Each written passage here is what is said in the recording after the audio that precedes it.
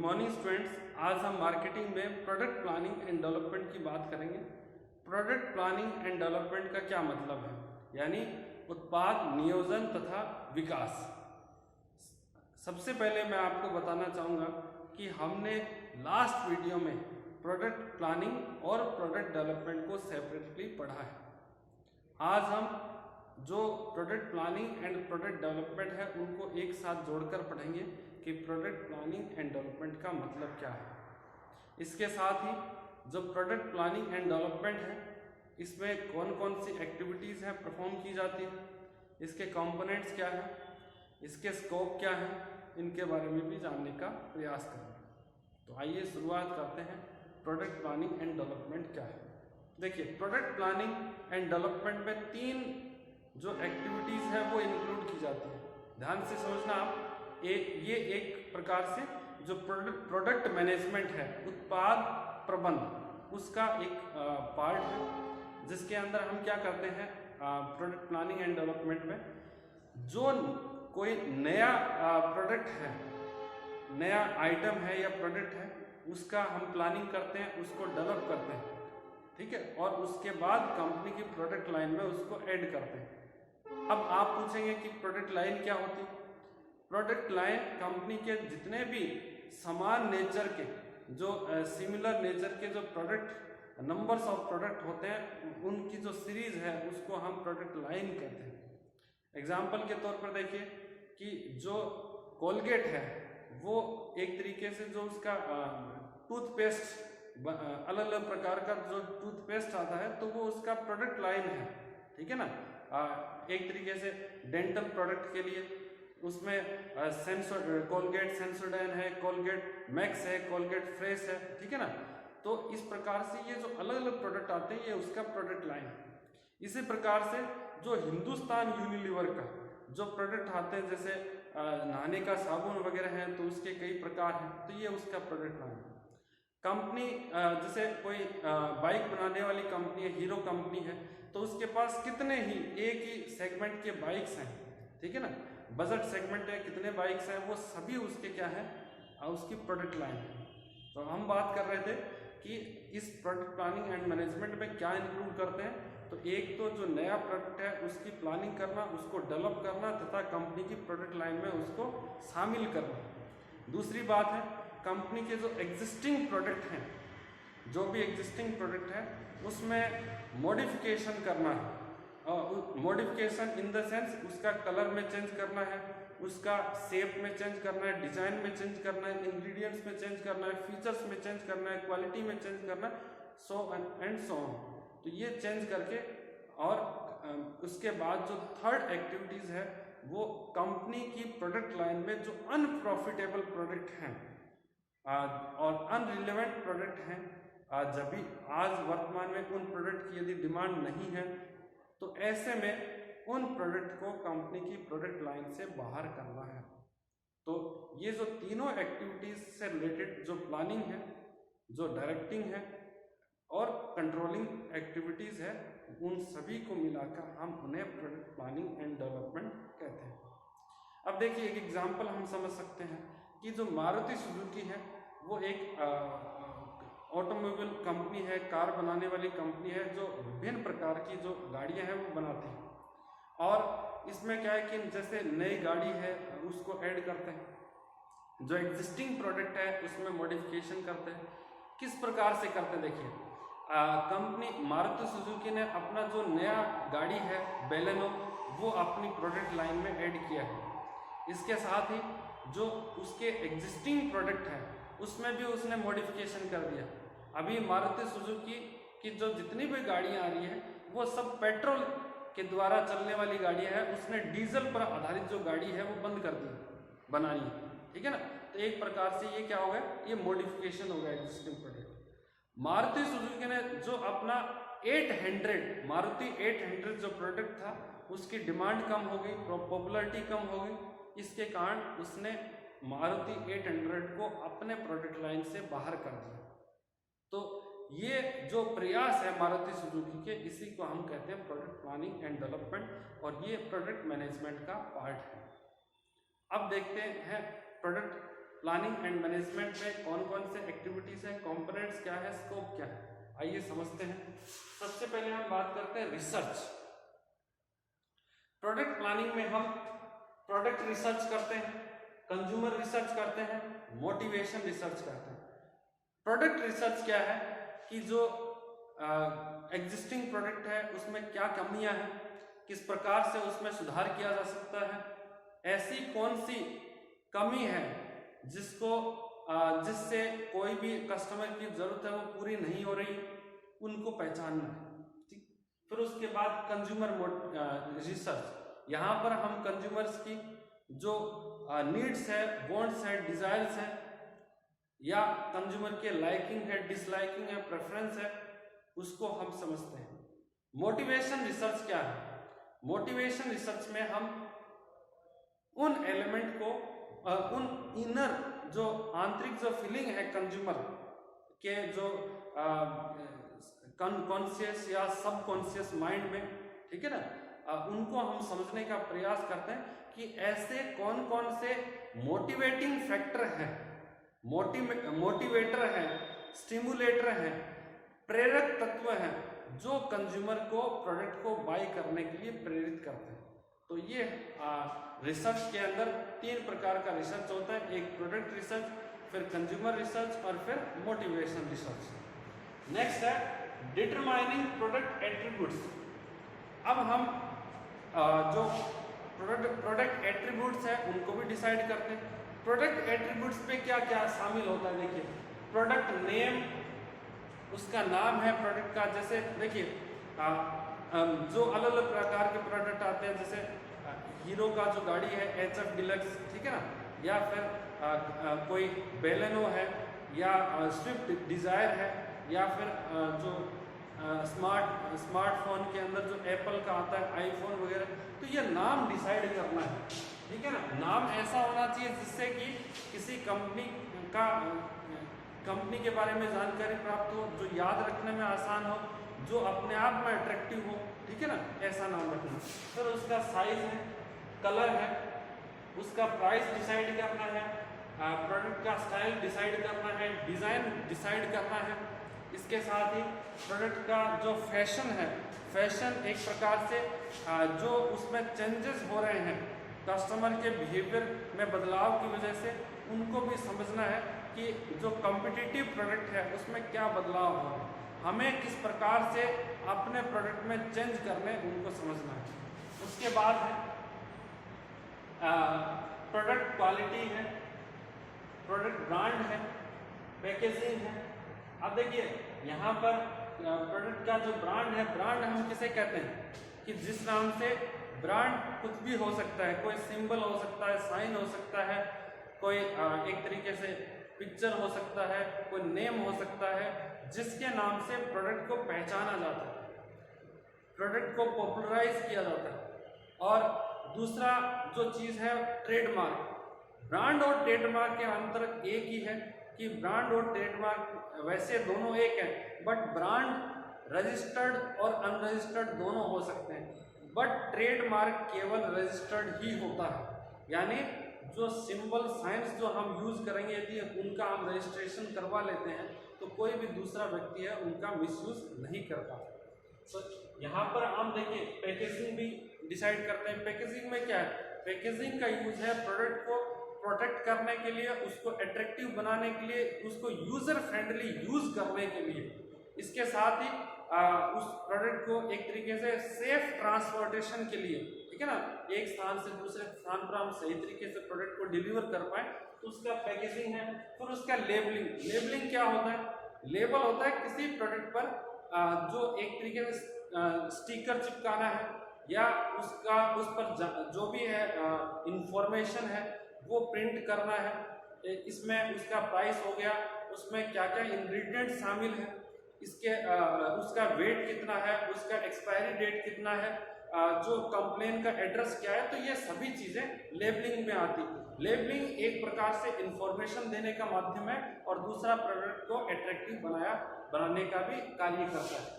Next है ये trademark हमने पढ़ लिया। फिर सर्विसेज, और गारंटी और लायबिलिटी, यानी आप जब प्रोडक्ट सेल करेंगे तो उसमें किस प्रकार की सर्विस प्रोवाइड करेंगे, जैसे रिफंड की सर्विस हो सकती है, रिटर्न की सर्विस हो सकती है, रिप्लेसमेंट सर्विस हो सकती है, इंस्टॉलेशन सर्विस हो सकती है, रिपेयर की सर्विस हो सकती है। ये डिफरेंट सर्विसेज है, वो किस प्रकार से आप उन कस्टमर को प्रोवाइड करेंगे ये डिसाइड करना है। और उसके बाद गारंटी और लायबिलिटी, गारंटी के अंदर आप जो भी है वारंटी, गारंटी या वारंटी जो भी आप प्रोवाइड करेंगे कस्टमर को वो डिसाइड करना है। गारंटी के अंदर आमतौर पर क्या है, यदि प्रोडक्ट में कोई भी कमी आती है, ठीक है ना, तो प्रोडक्ट को वापस दिया जा सकता है, ठीक है। और वारंटी के अंदर क्या होता है, आप गारंटी में कॉन्ट्रैक्ट को कैंसिल कर सकते हैं, जो भी आपने पैसे दिए वो वापस आप ले सकते हैं। वारंटी के अंदर आप कॉन्ट्रैक्ट होता है उसको कैंसिल नहीं कर सकते, बट आप क्या कंपनसेशन की डिमांड कर सकते हैं। जैसे फ्रीज खराब हो गया तो कंपनी क्या करेगी, उसको ठीक करवा के देगी, ठीक है ना। ऐसा नहीं कि फ्रीज वापस लेके आपको अपने पैसे लौटा दो, ठीक है, यदि उसमें वारंटी है तो। इसके अलावा जो लायबिलिटी है, लायबिलिटी क्या है, देखिए जिस पर्पज के लिए हमने जो प्रोडक्ट बनाया है क्या वो पर्पज उससे पूरा हो रहा है, ये देखना जरूरी है। यदि क्योंकि देखिए वर्तमान में जो कंज्यूमर प्रोटेक्शन एक्ट है वो बहुत इस बात पर जोर दे रहा है कि जिस उद्देश्य के लिए आप प्रोडक्ट बना रहे हैं क्या कस्टमर को उस प्रोडक्ट से वो फायदा मिल रहा है या नहीं मिल रहा। यदि आप उस लायबिलिटी को पूरा नहीं कर पा रहे हैं तो फिर आप पर कानूनी कार्रवाई जो है की जा सकती है कंज्यूमर प्रोटेक्शन एक्ट के तहत। नेक्स्ट है न्यू यूजेज ऑफ प्रोडक्ट। देखिए आप अपने प्रोडक्ट की एक सक्सेसफुल मार्केटिंग के लिए एक इस तरीके से फीचर्स डेवलप करते हैं कि किस प्रकार से जो आपका प्रोडक्ट है नए प्रकार से या नए तरीके से नए मेथड से यूज किया जा सकता है, ठीक है ना। उसका कोई मॉडिफाइड मेथड हो, कोई ज़्यादा एक तरीके से वेल ग्रेडेड मेथड हो, तो वो आपको डिसाइड करना है, ठीक है ना। जो भी एग्जिस्टिंग प्रोडक्ट है उससे आप कैसे बेहतर और सुविधापूर्वक, है ना, आप प्रोडक्ट को यूज कर सकते हैं। नेक्स्ट है प्रोडक्ट सिंप्लीफिकेशन। प्रोडक्ट सिंप्लीफिकेशन या उत्पाद सरलीकरण, इसमें हम क्या करते हैं कि जो कंपनी की प्रोडक्ट लाइन है उसमें यदि कोई भी प्रोडक्ट है जिसकी वजह से प्रोडक्ट लाइन ज़्यादा कॉम्प्लेक्स हो रही है, ठीक है ना, कंपनी के ज़्यादा एक्सपेंसेस बढ़ रहे हैं, कंपनी की कॉस्ट बढ़ रही है, तो हम क्या करते हैं कंपनी के कॉस्ट को कम करने के लिए जो अनवांटेड एक्सपेंडिचर है उनको रिड्यूस करने के लिए जो भी जरूरी कार्य है किसी प्रोडक्ट को हमें बाहर करना है कंपनी प्रोडक्ट लाइन से या आवश्यक परिवर्तन उसमें करने हैं तो वो हम प्रोडक्ट सिंप्लीफिकेशन के माध्यम से करेंगे। इसके अलावा जो नेक्स्ट है प्रोडक्ट डाइवर्सिफिकेशन। देखिए ये है उत्पाद डाइवर्सिफिकेशन, मतलब क्या है, एक तरीके से विभेदीकरण, ठीक है ना। हम क्या करते हैं जैसे कोई कंपनी साइकिल बना रही है और साइकिल बनाने वाली यदि कंपनी बाइक बनाना शुरू कर दे, बाइक बनाने वाली कंपनी है वो कार बनाना शुरू कर दे, तो उसको हम कहते हैं प्रोडक्ट डाइवर्सिफिकेशन, ठीक है ना। तो इस प्रकार का भी इनिशिएटिव है वो प्रोडक्ट प्लानिंग एंड डेवलपमेंट में लिया जाता है। नेक्स्ट है स्टैंडर्डाइजेशन। देखिए स्टैंडर्डाइजेशन क्या है कि जो नया प्रोडक्ट हम बनाने जा रहे हैं उसके लिए हम कुछ स्टैंडर्ड सेट करते हैं, कुछ पैरामीटर सेट करते हैं, कुछ बेंचमार्क सेट करते हैं, कुछ हम प्रमाप निर्धारित करते हैं ताकि जो हमने प्लानिंग की है उस प्लानिंग पर हम खरे उतर सकें, ठीक है। तो ये स्टैंडर्ड इसलिए होते हैं ताकि हम जो एक्चुअल में मैन्युफैक्चर करेंगे प्रोडक्ट उनको हम स्टैंडर्ड से कंपेयर कर सकें और बेहतर प्रोडक्ट बनाकर कस्टमर को सर्व कर सकें। तो प्रत्येक प्रोडक्ट की मैन्युफैक्चरिंग करने से पहले उसके स्टैंडर्ड हैं वो फिक्स किए जाते हैं। नेक्स्ट है determining product item and product line. Product item क्या होता है, कोई सिंगल प्रोडक्ट यदि कंपनी बनाना चाहे तो उसको प्रोडक्ट आइटम, यदि एक ही प्रकार के और डिफरेंट प्रोडक्ट कंपनी बनाती है तो उसको हम कहते हैं प्रोडक्ट लाइन। तो देखिए यहाँ पर क्या है, कंपनी के द्वारा डिसाइड किया जाएगा क्या वो सिंगल प्रोडक्ट बनाना चाहती है एक ही नेचर का, एक ही जो फीचर्स के, या फिर वो डिफरेंट प्रकार के प्रोडक्ट बनाना चाहती है, ये डिसाइड करें। नेक्स्ट है प्रोडक्ट डिफरेंशिएशन। प्रोडक्ट डिफरेंशिएशन और डाइवर्सिफिकेशन। डाइवर्सिफिकेशन मैंने आपको बताया था कि साइकिल बनाने वाली कंपनी यदि बाइक बनाना शुरू कर दे, बाइक बनाने वाली कार बनाना शुरू कर दे, उसको हम कहते हैं प्रोडक्ट डाइवर्सिफिकेशन। अब है प्रोडक्ट डिफरेंशिएशन। जैसे हमें अपने प्रोडक्ट को कंपटीटर से हट के बनाना है, कुछ अलग बनाना है, यूनिक बनाना है, तो हम क्या करते हैं, अपने प्रोडक्ट में कुछ नए फीचर्स ऐड कर देते हैं, कुछ उसमें उसका कलर चेंज कर देते हैं, उसका पैकेजिंग अट्रैक्टिव बना देते हैं, ठीक है ना। तो इस प्रकार से हम अपने उसका क्वालिटी इंप्रूव कर देते हैं। तो इसी को हम प्रोडक्ट डिफरेंशिएशन कहते हैं, और जिसमें हम अपने कंपटीटर से बेहतर प्रोडक्ट है वो बनाने का प्रयास करते हैं। नेक्स्ट है मार्केट सेगमेंटेशन। मार्केट सेगमेंटेशन या बाजार विभक्तिकरण। देखिए क्या होता है मार्केट सेगमेंटेशन। इसमें हम जो भी किसी प्रोडक्ट के जो एग्जिस्टिंग कस्टमर हैं प्रोडक्ट के या कोई सर्विसेज के जो कस्टमर्स हैं, उनको हम सिमिलर नीड्स और कैरेक्टरिस्टिक्स के आधार पर सब डिवीजन में या सब ग्रुप्स में डिवाइड करते हैं, तो उसको हम सेगमेंटेशन कहते हैं। एग्जाम्पल के तौर पर देखिए, हमने जैसे जो कपड़े खरीदने वाले जो ग्राहक हैं, उनको हमने क्या अलग अलग ग्रुप में कैसे डिवाइड करेंगे कि या तो हम उनको कहते हैं फीमेल अलग और मेल अलग, तो मेल के लिए हम अलग कपड़े बनाएंगे और फीमेल के लिए अलग बनाएंगे। तो इस प्रकार से ये क्या होगा, ये सेगमेंटेशन बेस्ड ऑन जेंडर। इसके अलावा हम ये भी कर सकते हैं कि जो बच्चों के लिए हम कपड़े बनाएंगे या फिर यूथ के लिए बनाएंगे या फिर ओल्ड एज पीपल के लिए बनाएंगे। इस आधार पर भी हम क्या है, क्योंकि देखिए यहाँ पर सभी बच्चे उनका सिमिलर नीड्स है, ठीक है ना, जो यूथ है उनका सिमिलर नीड्स है ना। तो सिमिलर नीड्स के आधार पर जब हम किसी भी प्रोडक्ट के कस्टमर को सब ग्रुप्स में डिवाइड करते हैं तो उसे सेगमेंटेशन। नेक्स्ट है प्रोडक्ट मॉडिफिकेशन एंड अल्टरेशन। अब देखिए जो एग्जिस्टिंग प्रोडक्ट है उसमें हम जो भी मार्केट की या कस्टमर की ज़रूरत है उसके अनुसार जो उसकी क्वालिटी है, उसके फीचर्स हैं, उसके कलर हैं, शेप है, डिज़ाइन है, उसमें परिवर्तन करना है, वो भी प्रोडक्ट प्लानिंग एंड डेवलपमेंट का एक पार्ट है। अब हम बात करते हैं next product innovation. Product innovation इसलिए ज़रूरी है ताकि हमारा ऑर्गेनाइजेशन है वो इस कॉम्पिटिटिव एरा के अंदर सर्वाइव कर सके और एक्शन वे में परफॉर्म कर सके, एक्सीलेंट परफॉर्म कर सके। तो हम नए नए प्रोडक्ट को इनोवेट करते हैं, ऐसे प्रोडक्ट बनाते हैं जो अभी तक बाजार में उपलब्ध नहीं है और कस्टमर ऐसे प्रोडक्ट की अपेक्षा करते हैं। नेक्स्ट है टेस्ट मार्केटिंग। देखिए टेस्ट मार्केटिंग एक ऐसा एक्टिविटीज है, एक ऐसा एफर्ट्स है मार्केटिंग का, जिसमें हम किसी भी नए प्रोडक्ट को बनाने के बाद उसका बाजार का रिव्यू लेने का प्रयास करते हैं, बाजार में टेस्ट करते हैं कि हमने जो प्रोडक्ट बनाया है उसकी एक्सेप्टेबिलिटी क्या है, यानी कस्टमर हमारे प्रोडक्ट को पसंद कर रहे हैं या नापसंद कर रहे हैं, कितने कस्टमर हमारे प्रोडक्ट के प्रति पॉजिटिव एटीट्यूड शो कर रहे हैं। तो इसकी जानकारी प्राप्त करने के लिए हम थोड़े लेवल पर प्रोडक्ट बनाते हैं और उसको मार्केट में प्लेस करते हैं ताकि हम कस्टमर के रिव्यू को समझ सकें। नेक्स्ट है कॉमर्शलाइजेशन। जो प्रोडक्ट टेस्ट मार्केटिंग में पास हो जाता है उसके बाद हम उसका कॉमर्शलाइजेशन करते हैं, फाइनली उसको मार्केट में सेल के लिए ऑफर कर देते हैं, ठीक है ना।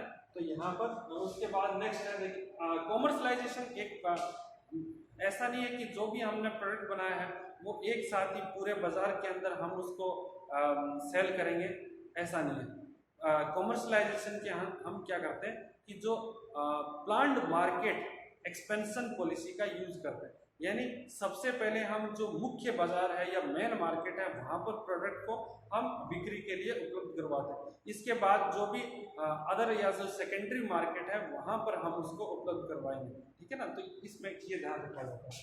नेक्स्ट है प्रोडक्ट एलिमिनेशन। देखिए जो प्रोडक्ट है एक तरीके से अनप्रॉफिटेबल है या अनरिलेवेंट है, यानी अब बाजार में कस्टमर उस प्रोडक्ट को पसंद नहीं करते हैं, तो इस प्रकार जैसे मारुति 800 या जैसे पहले आप बात करते हैं कि जो 2G है, 2G जो है जो मोबाइल सर्विसेज है वो धीरे धीरे बंद हो रही है, क्योंकि कस्टमर क्या है ज़्यादा एडवांस टेक्नोलॉजी को यूज़ करना चाह रहा है। तो इस प्रकार से ये जो पुराने प्रोडक्ट है इसको बंद कैसे करना है, ठीक है ना। तो ये भी उसको बंद करना या कंपनी की प्रोडक्ट लाइन से बाहर करना, ये भी प्रोडक्ट प्लानिंग एंड डेवलपमेंट का पार्ट है, और इसी को हम कहते हैं प्रोडक्ट एलिमिनेट करना या एलिमिनेशन करना। तो ये प्रोडक्ट कंपोनेंट है या प्रोडक्ट स्कोप है, प्रोडक्ट प्लानिंग एंड डेवलपमेंट के स्कोप और कंपोनेंट्स। आज के लिए इतना ही। Thank you so much.